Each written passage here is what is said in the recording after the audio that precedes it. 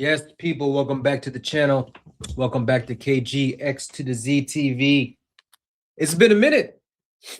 It's been a minute since we've done anything on the channel that wasn't related directly to a match reaction, right? That's all on me. I've been slacking. I've been saying, look, I'm going to do a little revamp of the channel, a little redesign, get more active. We've done some shorts, little things like that.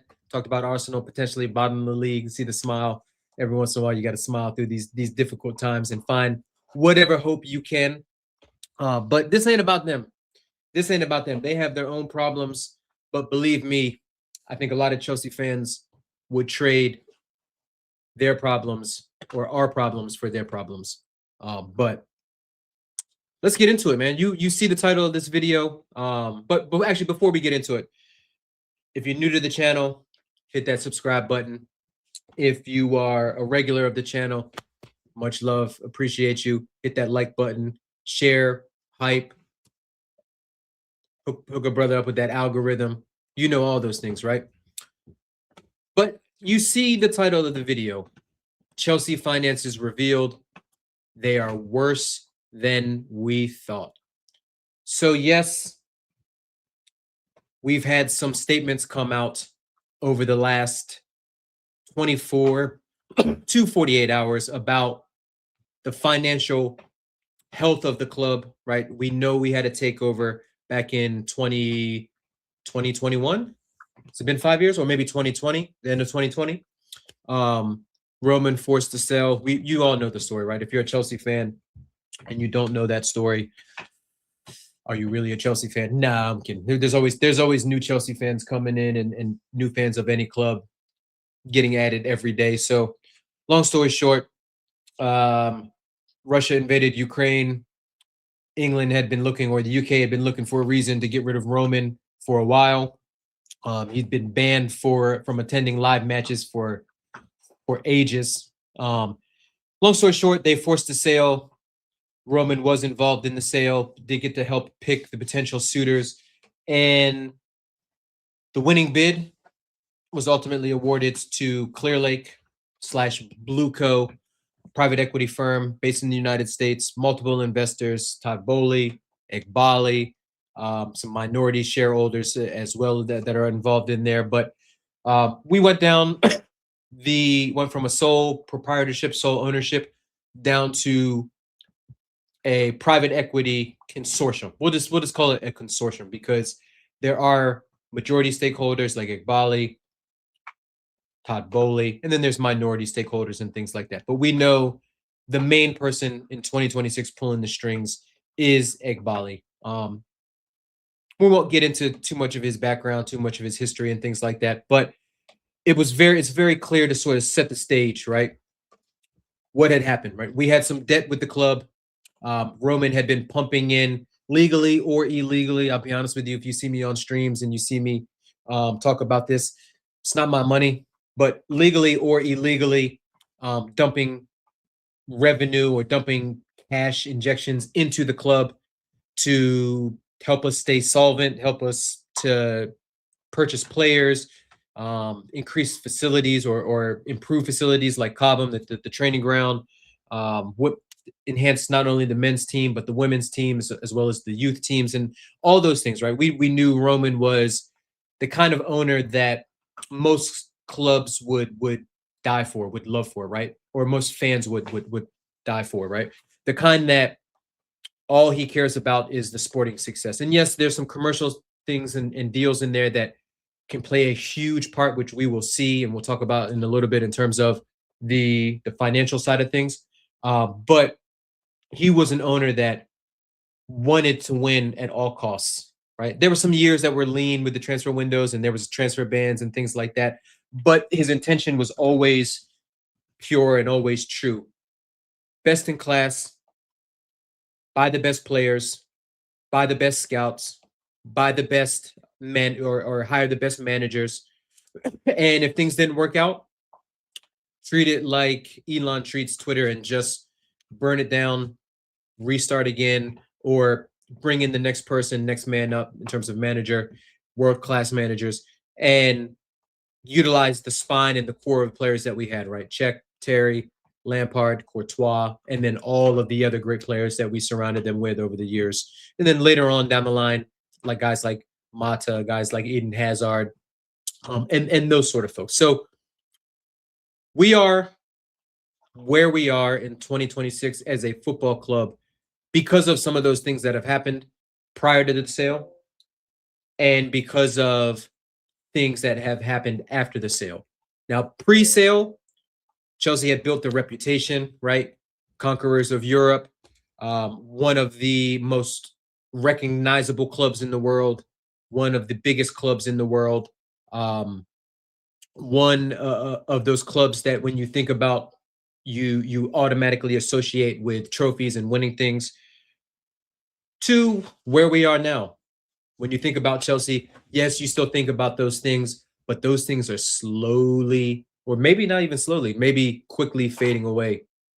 And we are in the situation, in the predicament that we find ourselves in today, April 14th, 2026. But before we jump into it, let's take a look at the actual press report. On the screen, this is from Kieran Maguire, but this has been confirmed numerous other big accounts on Twitter, on X, mainstream reporters. It's been out there. So because of the nature of the company and because of the setup of the company, these things, and because of some of the financial transactions, these things have to become public and have to be released. Now, whether they're 100% accurate, there's always a little bit of wiggle room. There's always probably a little bit of manipulation that goes in. But we can take a look at these numbers and we'll talk about, we'll break some of these things down. But we'll take it with a fairly strong vote of confidence that these numbers are correct. So we'll take a look, right? This is a nice summary on top, but we'll take a look at this right here, right? Chelsea FC Holdings Limited, right? So one thing that's important to caveat when we talk about these numbers are that these apply to both everything Chelsea. So men's team, the women's team, the commercial side, the sporting side, everything that's within the Chelsea FC Holdings Limited, right? And this is for the year that ended June 30th, 2025. So for some of you all folks that might not know, businesses usually run and operate on fiscal years. Fiscal year for Chelsea is July 1st to June 30th. So we just hit the last one last year for FY. So that would be FY 25. FY 26 would be the one that would be released next year, probably around this time, right? But as we can see, look, and these numbers are in the millions, right? So very, very huge numbers, right? We've got things like turnover, cost of sales, gross profit, admin expenses, operating losses, and all those things, right? And again, for those folks that aren't too savvy when it comes to the financial world, when you see numbers that are in parentheses or brackets, those numbers indicate negative numbers, right? So if you look at that first one, the turnover in terms of player amortization, player trading. So basically think of transfers, incoming, outgoing. There was a $62 million profit, roughly 62 million, right? 62,184,000. It's some change, right? Dealing with huge numbers, it's going to be a little bit of change going in. But as you can see from some of the numbers on here, and you look at the bottom down here, all negative numbers. Negative 85 million lost profit for the financial year when it comes to the players in amortization and things like that, because you also have to factor in interest. You have to factor in those player transfers that we initially stretched out through those huge death row contracts that were amortized, right? Or amortized. There we go. Third time's a charm. So think about the Enzo Fernandez deal. Think about the Caicedo deal when we're putting them on 7-year deals from the player contract side, but we're also spreading those payments out, those $100 million payments or £100 million payments for Caicedo and Enzo over 7-8 years. So instead of having to pay that huge cost up front and getting hammered in that fiscal year, most clubs will amortize. They'll spread that transfer fee out over the course of 4 or 5 years, so that it allows them to operate a little bit more freely. But what that does is that helps to is that creates sort of a false sense of security, right? Because you've got players that you've brought in that you might eventually move out the door, but you might still owe money on them, right? So how does that work? How, what is their interest on there, which you can see on there. There's a lot of different factors that go into spreading those costs out, and sort of what we like to say clever accounting principles, right? So if you look on here, it's peak. It's absolutely peak. Negative numbers. We'll look at these right here. Employees. So these are usually staff members. That's pretty good, right? Because that's one of the things that you can actually stabilize a little bit, right? We've seen Manchester United sort of downsize their staff to help them get into the green when it comes to internal internal costs and or just like internal overhead. But the more you dive into it, the more you see that the club is really moving in a very, very dangerous path. So we won't go through every line item in there, right? I don't want to bore folks to death when it comes to that. I found a great thread which is the main reason why I wanted to jump on this stream and put this out there for the people to sort of talk through what these numbers mean from a private equity standpoint. And this person is a person that I follow on Reddit. They're very unbiased when it comes to their opinion on finances, and it's not, I wouldn't say, I don't know if it's 100% fact, because again, I'm not in that particular field, but having followed this person, having read what their thoughts are, they're not really making outlandish opinion based statements. They're basically operating just straight off of, this is what it's like in the world of private equity. This is how private equity works in the grand scheme of things outside of football, because there's not too many football clubs that operate underneath a private equity model. In the US for American sports, we do, right? Todd Bowley's one of them with the LA Dodgers. So we're a little bit more used to private equity over here in terms of not only sports, but just general business, right? And for those folks, I'll just break down private equity real quick and real simple for you. So private equity firms basically are a consortium of investors that will come in. They'll identify an organization or a company that they want to purchase for the sole point of dumping money into that company, increasing their revenue, increasing their profit, and then ultimately raising their value over a course of usually 5 to 10 years.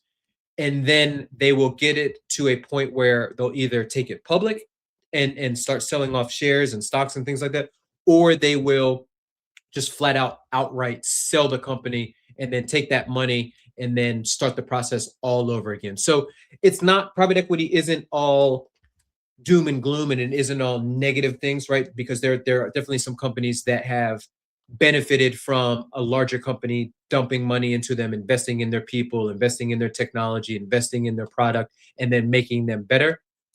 But there's also a lot of concerns about it, because their intentions aren't to naturally grow the company at a I won't say sustainable rate, but at a normal growth rate, as opposed to just think about just from a physical standpoint, think about of just injecting yourself with steroids, HGH, performance enhancing drugs, and expecting over like the course of the next year or two for you to see gains pretty quickly and to sort of change your whole outlook and structure. So that's how private equity works. That's what it seems like the intent is with Chelsea. But before we jump into that article or that post, let's just take a look at some of these overviews numbers, right? So we got revenues are up, right? So we know that revenues tend to increase on a yearly basis with sports clubs, right? Leagues will negotiate new TV deals, new sponsorship deals, usually ticket prices or stadium concessions and things like that. Usually, unfortunately, those prices go up and not down, um, and that sort. So all that stuff leads to increase in revenue, right? Keep in mind, revenue is not profit. Revenue is different from profit. Profit is always revenue minus your losses, right? So you get a little. That's how much you make, but revenue is just all the money that you're really bringing into the club, right? We know that one of the biggest costs for any organization or any company is always salaries, right? It's always salaries, wages, benefits, fringe benefits, all those things. But you have to pay your people, not only your players, your coaching staffs, your medical departments, your training ground folks, your headquarters folks, so the folks that actually work and do like the admin work day in, day out at Chelsea to keep the business operating smoothly and things like that. So those usually, unless there are huge downsizing of your company, those tend to generally go up, right? People get wage increases, and we've seen that with some of the players, right? Cucurella got a wage increase. Enzo Fernandez is trying to get a wage increase. We've seen Cole Palmer get wage increases over the years. Caicedo's gotten wage increases and things like that. So we know that when we're talking about wages, the majority of this 359 million number right here, the majority of that number is going to be players and coaching staff, right? Because we know, the Joe Smo or Jane Smith that work in in the mailroom at Chelsea, they're not making millions, but a Caicedo is, a Palmer is, and so forth, right there. So we know that our wage structure is one of those things that this group has been very key to bring down.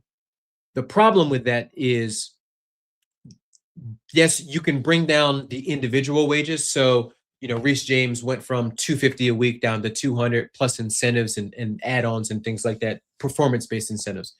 But the problem is, even if you do that, the sheer magnitude of the roster size for Chelsea Football Club is so large that we're going to have a high wage bill in terms of the total, but we're not going to have a very high wage salary, right? Just think of the simple mathematics behind it, right?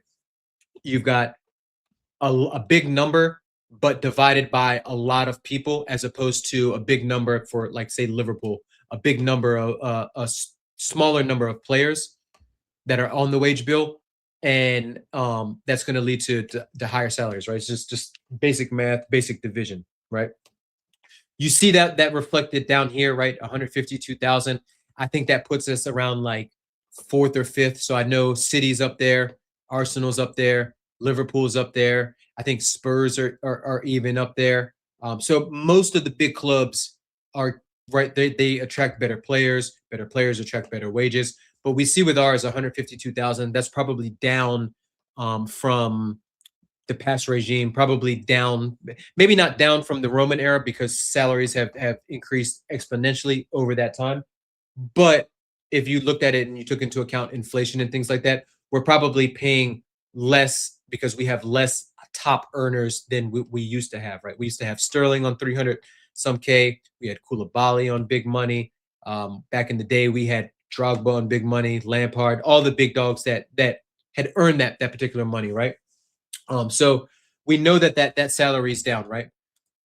We talked about this before, right? In terms of amortization, where we initially went in and through some of the loopholes, right? We were spreading costs out and spreading those $100 million deals for Enzo and Caicedo out over 7 years. So the amortization was just going up and up and up, and those payments that we have to make on a yearly base, right? That's why sometimes you see reports from coming out of Manchester United, where they say Manchester United still owes a 200, 300 million on transfer amortization fees that they haven't paid yet, right? Some of those you can recoup right, from player sales. So if you still owe 20 million on a player and you sell them for 40 million, then you can help pay down some of those fees and things like that. You don't transfer that amortization over to the new club. You are still in debt to the original club that you bought that player from.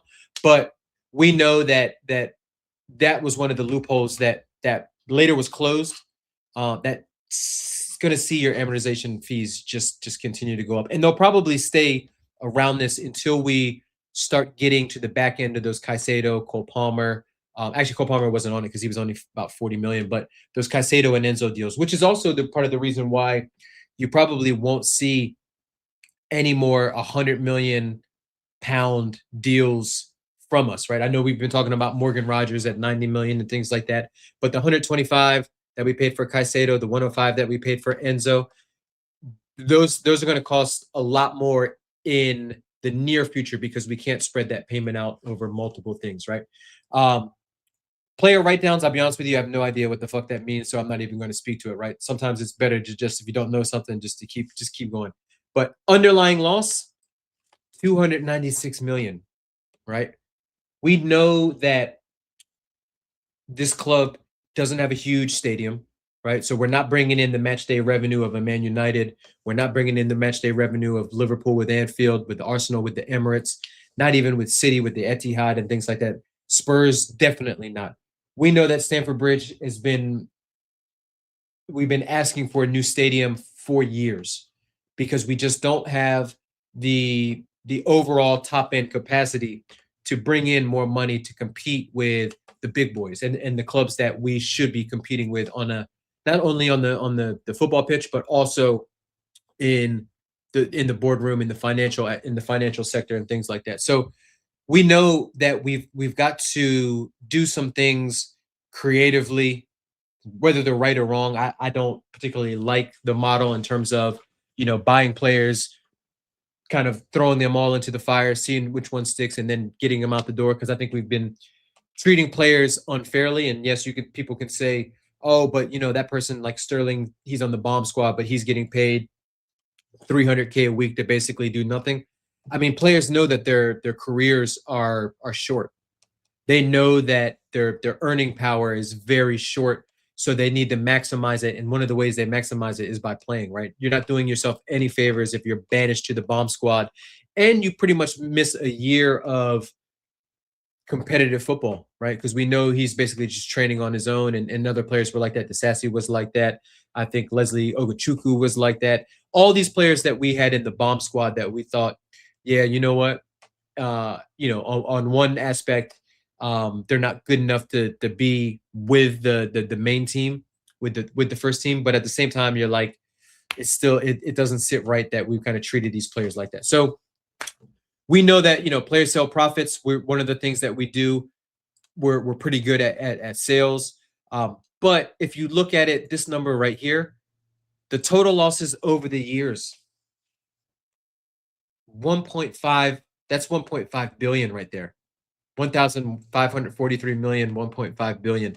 And yes, some of it is a little misleading because as a condition of the sale, we did have to spend and dump about 2 billion into the club before over like 2 or 3 years. That was just written into it in terms of just investment, just to make sure that owners wouldn't come in, spend the money or spend the money to buy the club and then just dump the club. So yes, most companies, private equity firms, they will commit to a spending plan where we say we're going to buy, or they say we're going to dump this much investment into it, and then after that it'll be more incremental investment and stuff like that. So total losses looking bleak. Player purchases 305 million. We know that we spend money. We spent money pretty much every summer window. Even last year, right? We got João Pedro for like 50, Jimmy Gittins for like 55, Delap 30, Hato was like 40, 45, and so forth and so forth, right? Garnacho 40. So we spend a lot of money. It's not really reflected in terms of the quality of the squad, but this ownership group, because of some of the things I talked about before, the lack of match day revenue, the lack of a front of the shirt sponsor, we are going to we're going to basically keep refreshing the squad, try to build up the core of it, and then hope that we can sell other people off. So you'll see people, out there, especially rival fans, want to banner us and say that we spent $2 billion. We haven't spent $2 billion on the actual squad. We spent about 1.5, and I know what's 500 million when you're talking about it, but that's 25% for those folks that are actually decent at math and things like that. But you see player sales right there for 126 million. So player sales, and then we had the player sales profit up there too. So that's basically just the cost of how much it took to buy those players, subtracted from how much we eventually moved on. So look, we know that we've always been a good selling club, even when we underneath Roman, when we had the likes of Hazard when he left, Courtois when he left. We bought those players for much smaller values, it's much smaller purchase prices, and then moved them on eventually for various reasons at a higher price. We did that with Madueke. We did that we broke even with Kai Havertz. We did that with I think we broke or 35 million of pure profit or 40 million of pure profit for Gallagher. So look, we know that we can sell. Although it'll be interesting to see what happens with some of the transfers that came in this past summer, right? We're not going to get 40 back for Garnacho. Delap, we might get the money back from. Gittins, we're definitely not getting that money back from this year. So, those player sales for the future, it could depend on somebody like Enzo going out. It could depend on somebody like a Lavia or some of these players that just haven't hit the development heights that we thought they would do. But again, one thing that despite the finances being poor, one thing that we are not too concerned with is just player sales. If we sell Enzo, we're going to get good money back. We're not going to get the 105 that we paid for him, but we're going to get at least what is left on the rest of his amortized deal. There we go. Share issue in the year, so that's sort of shareholders and things like that. The transfer fee receivables and the transfer fee payables. So again, money coming in, money going out in terms of players. But that's the basis and the high level background for what I really wanted to show folks, which was this particular article here. So let me just remove this real quick, and then let's do this. Let's stop the share, and then we will share this one. So again, right? Hopefully, let's see. Dude, allergies. Allergies are killing me over here, but you can probably hear the scratchiness in my voice, maybe see the red in my eyes, and things like that. But this guy right here, middle out, like I said, I follow him on Reddit, and then I just happened to come across this article or this post on here. But very, very good breakdown. Like I said, non-bias, a lot of objectivity to it when it comes to just what these numbers mean, what's the intention behind Clear Lake and Blue Co. So let's get into it, man. We'll read it. We won't read everything word for word, but we'll go through this, and then there's a few comments that I read through prior to the stream that are pretty good, and sort of can bring a little bit more perspective on what the fuck is going on with our finances. So look, to summarize everything, it's bad. We already knew it was this bad, but these numbers that we showed you confirm that it's bad, right? So the P&L, right? So the profits and losses, right? So the group reported a loss before tax, 701 million, so up from 473 the prior year, right? So from the prior year to this most recent year, so that's the fiscal year ending 2024 to fiscal year ending 2025, there was about 228 million, an additional 228 million loss, right? So we're just racking up these losses, right? Now, it says right here, and he quoted that it's partially inflated by acquisition accounting, so about 105 million of goodwill amortization, and then 26 million of brand amortization. So some of that money that we've dumped into branding and things like that have been amortized or amortize over, spread out over the years, right? Non-cash artifacts will tell you a little bit about how the football club's operating, but if you strip those out, the underlying loss is still north of 550, right? So how did we get to that number, 550, and where does that come from? One of the things, commercial revenue down 10%, right? So he makes a great point, right? If you could judge ownership performance on a single metric, it probably would be this one, right? Because that's what something that ownership can directly affect, right? One of the things that Blueco and Clear Lake said when they came in is they want to take the club to the next level. The club wasn't operating on a good level when it comes to the commercial success and commercial finances, right? So that's things like broadcasting fees, right? Which is like this guy points out, largely formulaic. So the way it works is in the EPL is broadcasting fees are disseminated to all of the clubs, but based off of league position, right? So unlike the American sports, where if you're in the NFL and there's a $10 billion NFL broadcasting fee, everyone gets 10 billion divided by the 32 teams or however many teams are on the NFL, and they split it evenly. This way, they do it a little bit different, over here in the EPL, because they do it based off of, if you finish second, you get a little bit more than third, and so forth and so forth. Match day revenues, right? Something that is capped, because we know that Stamford Bridge can only hold 40K. If you've ever been, and I've had the pleasure of going there multiple times, it's a small stadium, very tight, very cozy. Obviously, being in West London doesn't help when it comes to trying to find new space, right? It's a very expensive part of London. There's a lot of um, I would say, restrictions on where you can build, right? We know that the Chelsea pitch owners technically own the ground, the pitch and the ground and things like that. So it's very complicated. But these owners were supposed to come up with a plan and supposed to be pushing us along towards getting a new ground. And to be honest with you, they probably should have had at least some work on that done already when it comes to breaking ground and so forth, right? The plans, the development, and all that stuff should have been long in the works.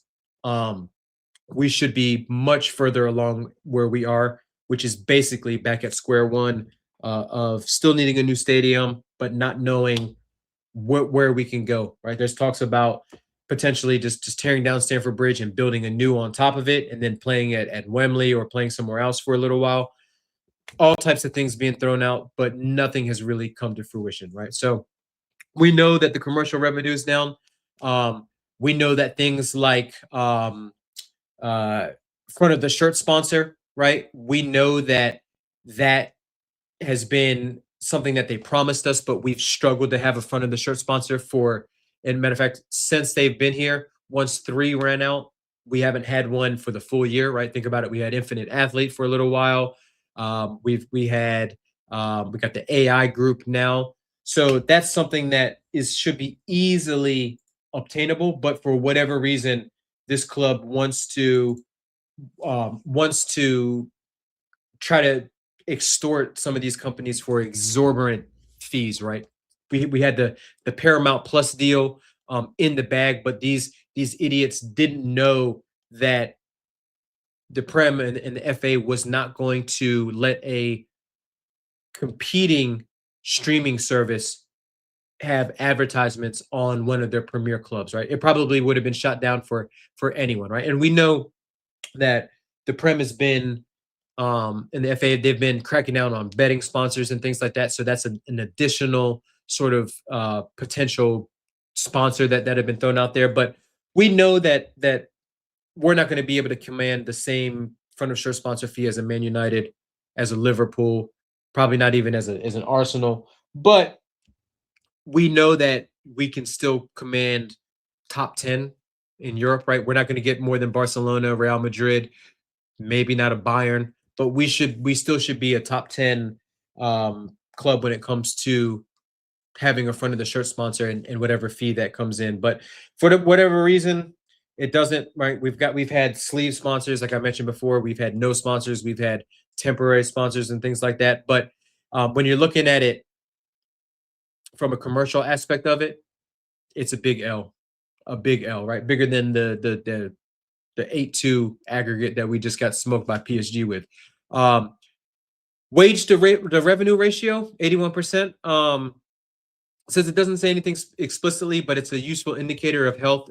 And then it shows that the generally accepted sustainable threshold is 60 to 65%. So we're operating at a minimum of what is that, 16% to 21% over what the industry standard is, what is called the industry standard, right?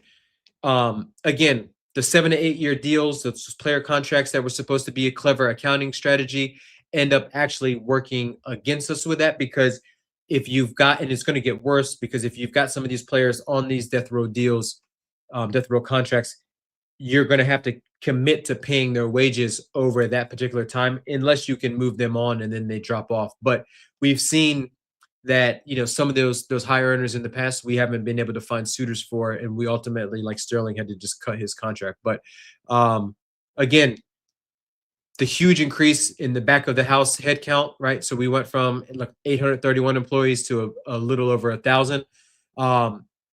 Suggests organizational bloat, right? We talked about that, before, in terms of Manchester United coming in and cutting backroom staff and things like that.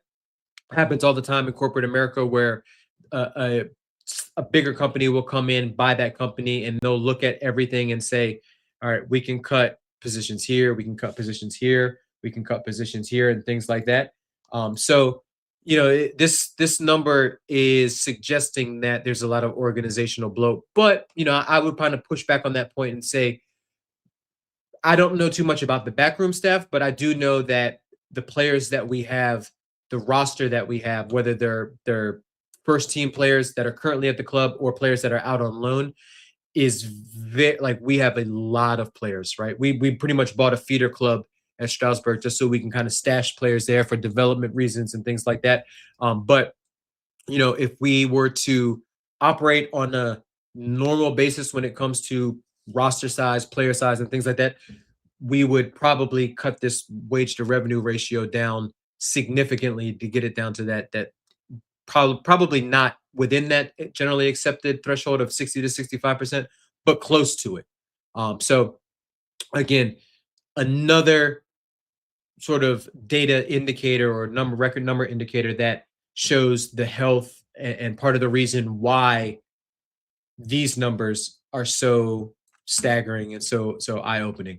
Amortization, again, 284 million, right? That was, we talked about it on that when I had the tweet up there. But that's the con of the long-term contract strategy, right? So as it says, we're spending 284 million a year on players that are already signed, right?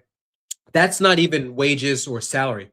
That's just the number that we owe on players, like the number that we owe on players that we currently have. So, for instance, we still owe Benfica money for the Enzo Fernandez transfer. So that 284 million, so that 105 million, if it was spread out over, we'll say 8 years, right? So 8 years is a little over, that's a little over what, 12 million a year. We know that he's been here since, we'll do Caicedo, because Caicedo was we'll just say 120 over 8 years. This is his third year, so we'll count towards just the 4 years. So 4 years left. So 8 years divided by 120. Again, that's a little over 12 million a year. So he's been here, we'll say 3 years, so that's 36 million, right? 8 times, or no, 8 times, 12 times 3, 36 million. So around like 75 to 80 million is still owed to Brighton, because of the how we stretched out that payment over the course of a certain amount of time, right? So it's crazy, right? So we see that, look, match day revenue was 98 million. So Chelsea are spending almost 3 times what they make through match days on players that they've already signed. So basically what we've pulled in, or what we pull in from just match day revenue. So that's cost of tickets, that's the cost of concessions, programs, all that stuff that goes into the match day. I'm not sure if advertising and like ad boards and things like that go into match day revenue, or they just go are captured at a higher level. That's probably a little bit beyond my accounting knowledge, but three times of what they make on match day revenue, right? So again, 284 a year on player amortization, 98 million, a little under 100 million every year on match day revenue, right? If you probably let me just look up real quick. I won't put this on the screen, but um match day revenue for Manchester United in 2024. Gemini is saying 160 million for 2024, right? So that's almost 70, that's 70 million less a year than what one of our biggest competitors. So look, I get it, man. I get the need for the bigger stadium. I get the need to come up with, if you're Chelsea, if you're Blueco, or you're clear, like you're thinking, how do we make that number up in other ways, right? Sponsorships, brand deals, clip marketing, and things like that. And you could say one of the ways you do that is you put a good product out on the field, you win, you get new fans, you sell more shirts, you get more people that want to come to Stamford Bridge. That might raise the ticket prices up because the demand is up. All those things that can kind of lead into or help to alleviate that discrepancy. But yeah, that's just a huge detriment when it comes to what we're up against with the current stadium situation. But as you can see, these three right here make up the majority of the losses of this number. And if you're looking at it from the standpoint of what we can do to improve, right? Obviously, we know the stadium is probably a far-fetched solution for improving it, and especially because it takes time to build stadiums, takes time to get approvals and all that stuff. Um, we know that funding the shirt sponsor will help commercial revenue. We know that the wage to revenue ratio would help if we stop hoarding players and buying less 20 million David Washingtons and Leslie Ukachukus and Ama Amagudu, or whoever that guy was we bought last year in January that we ultimately shipped off to Strasbourg, where he doesn't even play. We know that that will help. Um, we know that buying and stretching those out, like this amortization number will probably be worse, because if we're spending, right, if you got like a netto, right, and you amortize that over that 60 million over 6 years, that's 10 million. But if you can no longer do that, and you do that over 4 years, that becomes 15 million. So that's an extra 5 million a year that you have to come out of your pocket. So some of this amortization can be helped with player sales, and I definitely think we've got a lot of players to sell this summer, right? You got the likes of Disasi, you've got the likes of probably either Trev, Tosin, maybe Jorgensen, maybe Delap, maybe Gittins, or maybe Garnacho. You've got a lot of players in there that we can sell. And maybe even the Enzo, who probably command top dollar and things like that. So we can definitely help that with numbers. But if we continue to operate on the same transfer strategy of just buying all of these kids that are in that 20 to 30 million dollar price range, we're going to be back in the same position year in, year out. So it's looking spooky when it comes to those things, right? But he goes on to further to talk about the equity, right? So again, this is something that I touched on briefly, but as you can see, Clear Lake injected 450 million this year, taking the total investment to about 2.9 billion. Again, of that 2.9 billion, only, where is it? I think it was on the tweet. Only 1.5 billion was spent on actual players, right? The other number is probably, you know, operating costs, just all those other costs that you dump into a business, right? And things like that. So we know that they've spent a lot of money. Whether or not the club will recoup that money, or they'll recoup that money in terms of how the club has increased in value, we don't know, because you have to treat it like you have to treat these like baseball cards, basketball cards, football cards, in the sense that you're um you're only worth what somebody else will pay you, how much they'll pay you, right? So you're only worth you could say your Chelsea's worth 5 billion. If all you can sell them for is actually 3 billion, you're not worth 5 billion. You're worth 3 billion. So we know that the club probably hasn't increased in value too much. We know that it probably has increased a little bit, but considering what they injected into it and considering what they cost, what they paid for it, it's not going. They probably aren't going to recoup that money right away. So again, that 5 to 10 year period, that's probably the sweet spot of when they'll actually see. All right, we're at a place now where we can recoup the money, we can satisfy our shareholders, our stakeholders, and maybe recoup and sell the club for a profit. So again, right, talks about right here from Clear Lake's perspective, 450 million probably kills any chance of strong returns on this investment. So if you're looking at it from the aspect of um, buy low, sell high, sports organizations aren't the kind that you can flip that quickly, right? Because we know winning, we know that there's factors outside of their control. Not winning is definitely within their control, but we know that there's factors that they can do or that they can't influence, right? TV deals, brand deals, and things like that. UEFA fines that occurred or that were at fault from the previous ownership group. We know that those kind of things can affect current the current fiscal climate. So it's peak, man. Look, let's look at the debt, right?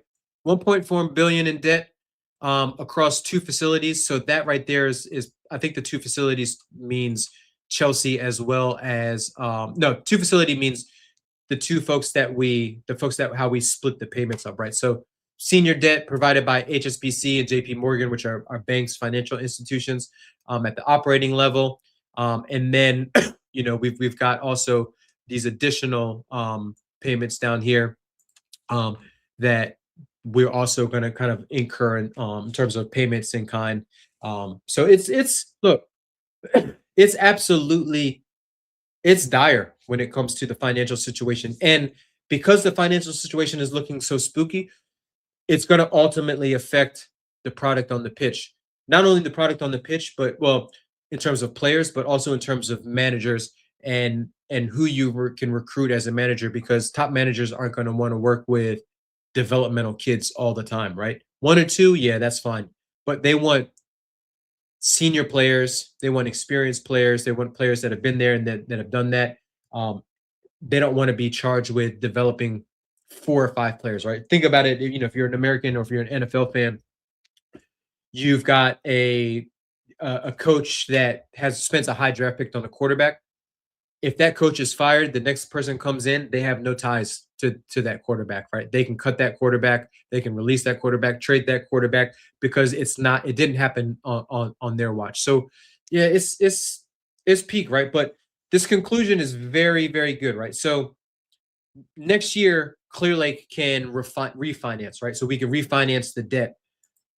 In order to do that, right? Some folks down here might be homeowners and things like that. So in order to do that, you need a valuation, right? So if you're talking about the home perspective, you're talking about an appraisal, right? So somebody comes out to your house, they say, all right, they look at the exterior of your house, they look at the interior of your house, how many bathrooms you have, what's the square footage of your house, what's the square footage of your yard, the acreage and things like that. What improvements have you done since you bought it? Or conversely, what have you damaged the house so that the value of it is less? So in order for this valuation to be good, we need that, or in order for the debt to be refinanced, we need that valuation to be very strong. And we need the underwriter to come in and to be able to allow Clear Lake to not have to make up the difference between if the valuation does come in lower than what they paid, or what they believe it's worth, then they'll have to bridge that gap, right? And these numbers, if that happens, according to this guy, who again very knowledgeable, he's a great follow up. I'll put the link to the article in the or to the post in the comment section or actually in the description, but we know that it's very determinant next year on what this valuation is, right? So he gets into it a little bit more, and he kind of puts his opinion out there and saying that what most private equity firms do, and I talked about this before, is that they'll hold it for about 5 to 7 years and then potentially sell it at a profit. So if you're looking at it from the positive side, you might think, all right, maybe there's light at the end of the tunnel in terms of, this is temporary pain for long-term gain. Um, so it's very interesting, right? He goes on to say, it's a long way of saying that the fans' protests won't do anything, but he said they still should happen because you still should show your support. So if you're going to go out there and protest, by all means, be safe, be an adult, be responsible, but do go out there and show it because these folks need to know that they're fucking their club up and they are basically ripping down the foundations with no intentions to actually increase the sporting side significantly to the point of where it used to be. But we'll see. We'll see. But you also have to take into account too that new owners, should they sell in 5 to 7 years? You don't know what kind of owners you're going to get, right? Everybody, Ineos came in. Everybody, all United fans were happy because it was wrestling a little bit of control away from the Glazers, and then Ineos was screwing up for a little while. They've gotten a little bit better in terms of their transfers and stuff like that, but still their managerial appointments, right? Holding on to Ten Hag too long, holding on to Ruben Amorim too long, have kind of cast a lot of doubt on them. So look, it's not always, you don't know what you're going to get with owners, right? They might come in and say one thing like they did with us. We're going to take you Chelsea to the next level, and then ultimately the proof's in the pudding. Ultimately, you are who you show yourself to be, and so far they've showed themselves to not be smart businessmen when it comes to the football operating aspect of it and the commercial aspect of it as well. So we'll, like I said, it's the outlook is very, very, very bleak, right? So here's another post too. So talks about that valuation and what happens when you refinance it. So basically, so if Clear Lake says they need $1 billion, and then the funds say they only give you 700 million, then that 300 million Chelsea will have to do. So, there's a lot of uncertainty. There's some speculation and things like that. Like this guy right here, this person says that Clear Lake's intention, according to him, was to invest heavily during the harvest period, right? So that was Enzo, Caicedo, Lavia, and then, or during the initial period. And then once you have made your big purchases, to sort of have they call it a harvest mode, which is basically like a way of saying of like you stabilize your purchases and your investments a little bit. You still make the improvements, you still make the investment in there, but it's just not at that very, very high level where you initially dumped a lot of it in there. So again, that's what a lot of folks who are in this sort of space and also football fans are saying, right? The idea was to have a rotating cast of players, see who's six, get the resale value up. But the problem, like this person points out, is we don't have enough players that have stuck. And if you've got too many players to develop, you're ultimately hurting their development, which ultimately hurts their resale value. So it's an approach that, I'll be honest with you, a lot of us, including myself, doubted from the beginning. I was willing to sort of give it a little bit of time to see how it shook out because, again, they did go out there and they did buy Enzo, who is one of the hottest names on the market for big money, Caicedo, who was one of the hottest names out there for big money. But since then, the purchases have been much more, I don't want to say reasonable, but I'll just say much, much, much cheaper and less big names. That could change this summer though. If Morgan Rogers comes in for 90 million, I personally wouldn't touch Morgan Rogers pause at all for 90 millions. But yeah, it's very very very ominous right now, right? This guy right here, the Husker, says this summer is going to be very interesting, right? Enzo's going to might make it a little bit easier if they offer him up for sale, but again, it will be hard to find a market for some of these players because of the money isn't there across Europe, right? We know Barcelona's broke. We know the clubs in Italy are broke. The clubs in Germany outside of Bayern are broke. So basically, it's going to be PSG, Real Madrid doesn't like to pay huge transfer fees, right? They like to get players, on the cheap, maybe a little player trade, but player trades very rarely happen. So it's gonna be hard. It's gonna be hard to move him. I don't think he'll have a shortage of suitors. I just think because of the fee that we're looking to command, we've shrunk the pool of eligible sales. So again, it's very, very, very ominous when it comes to it. But look, we talked about a lot of things today. We talked a lot about the financial aspects of it.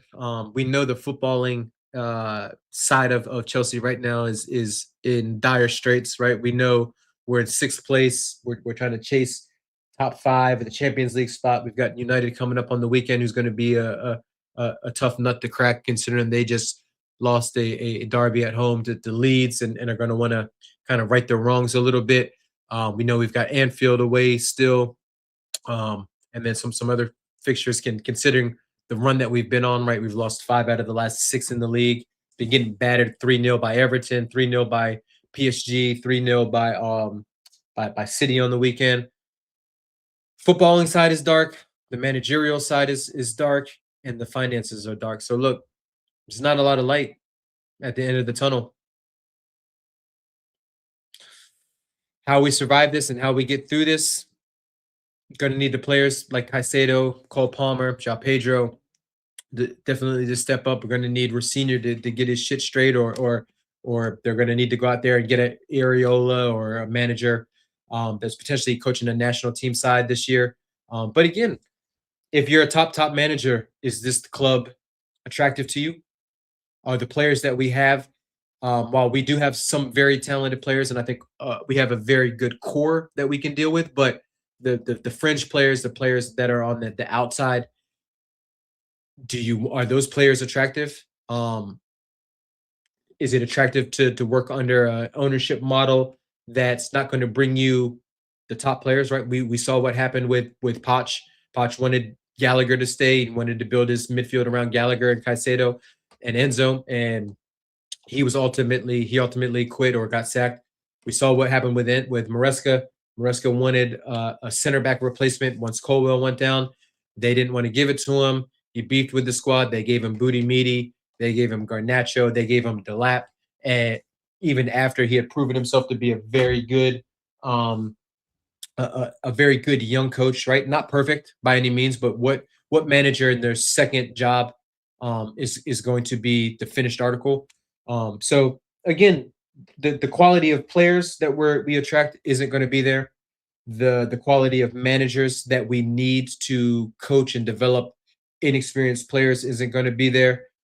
Probably end up, if they do sack Rosinha, will probably end up with Gary O'Neill in the management training program over there at Strasbourg. So look, it's peak, man. It's absolutely peak for this club. And this summer will be the first summer that they've had, other than when they took over.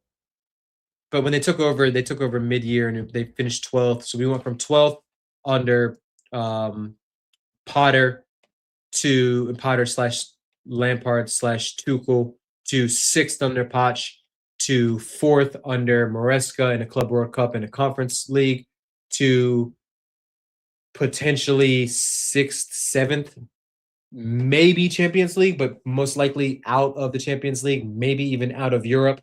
Carabao Cup semifinal loss, potentially an FA Cup semifinal loss. I know folks aren't probably too optimistic about Leeds, considering we haven't beat Leeds this year. Blew a 2-goal lead versus them last time, got smoked at Ellen Road. Leeds just smoked or just played very well versus United. So that's not a given. So this will be the first year of actual regression. And there's going to be a lot of turnover. And we know that this club hasn't shown that they can attract top talents at the sporting director level, at the managerial level, and now and definitely at the player level. So look, it's been a long one. It's doom and gloom, and it's I apologize if it's coming off as pessimistic, but you know one thing about me, I'm a realist, which is actually funny because I'm actually a fairly positive person in real life. I like to think on the good side of things and good vibes, good mantra and kind of keep the negativity out of my head. But I can't ignore the obvious with this club, with these players, with this manager, and the current state of affairs. So let me know your thoughts in the comments. Let me know, what you guys think. As always, hit that like button, hit that subscribe, and as always, man, I appreciate and love that you guys are coming to check out the content in the channel. Big up, bless up, peace.